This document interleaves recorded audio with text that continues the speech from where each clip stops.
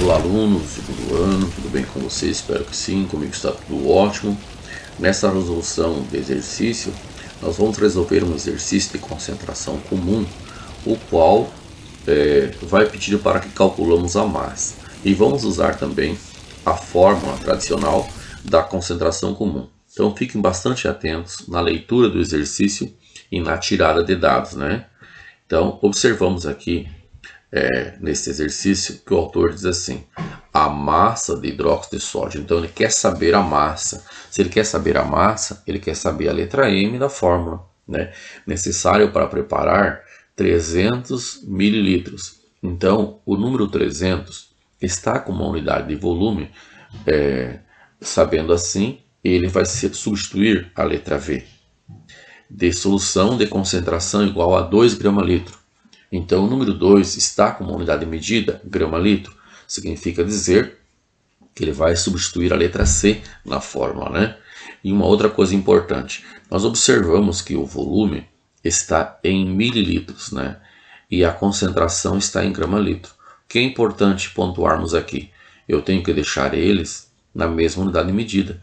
Essa é a razão pela qual eu vou pegar o número 300 e vou transformar em litros, né? Dividindo então 300 mililitros em litro e obtendo aí então o volume em litros, e depois eu substituo lá na fórmula tradicional, né, da concentração comum. Então vamos tirar os dados do enunciado, né? Os dados que o enunciado nos ofereceu.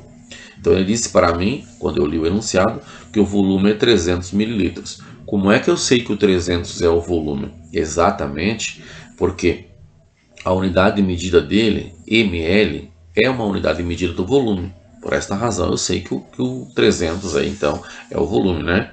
E vou dividir esse valor por 1000, porque eu vou transformar em litros. Então eu tenho 0,3 litros.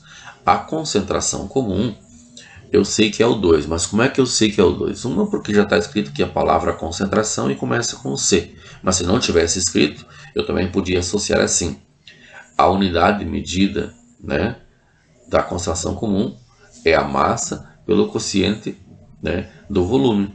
Na maioria das vezes em grama-litro, né? Então está aí 2 grama-litro. E vou calcular a massa. Observamos então que dessa fórmula eu não tenho o valor do M, mas eu tenho o valor do C e tenho o valor do V. Vou lá e substituo então, cada um no seu local. Olha aí. A partir de agora, nós devemos lembrar matematicamente, pensando, né, que esse traço aqui representa então divisão. Sendo assim, eu vou observar o 0,3 e o M1, a massa do soluto, e o 0,3. O que eles estão fazendo? Qual é a operação matemática? Bom, se esse traço é divisão, a operação matemática é divisão entre eles. Lembrando que esse sinal de igualdade apresenta para nós a separação do primeiro membro do segundo membro, como fosse uma equação do primeiro grau, matematicamente falando, né? Então, aqui eu estaria com o primeiro membro e aqui eu estaria com o segundo membro. O 0,3 vai sair do segundo membro e vai para o segundo membro. Então, vai sair do segundo membro e vai para o primeiro membro. Então, se o 0,3 está dividindo, vai passar lá com o 2 multiplicando. Essa é a operação inversa, né? Então, veja bem, se eu pensar em potenciação, a potenciação é a operação inversa da potência à raiz, a operação inversa da raiz à potência, da adição à subtração e vice-versa, e da multiplicação à divisão, e também da divisão à multiplicação. Então, se o 0,3 no segundo membro, o 0,3 está dividindo, vai passar para o primeiro membro, multiplicando. E assim fizemos, né? Olha aí. Por isso que eu tenho aqui 2 vezes 0,3. A operação inversa da divisão, multiplicação. E aí encontrei a massa, então, do hidróxido de sódio, que é 0,6 grama. Muito bem. Reveja, se necessário, essa videoaula, né? E tenha aí sucesso aí na físico-química, tá bom? Aquele abraço a cada uma e até a próxima aula.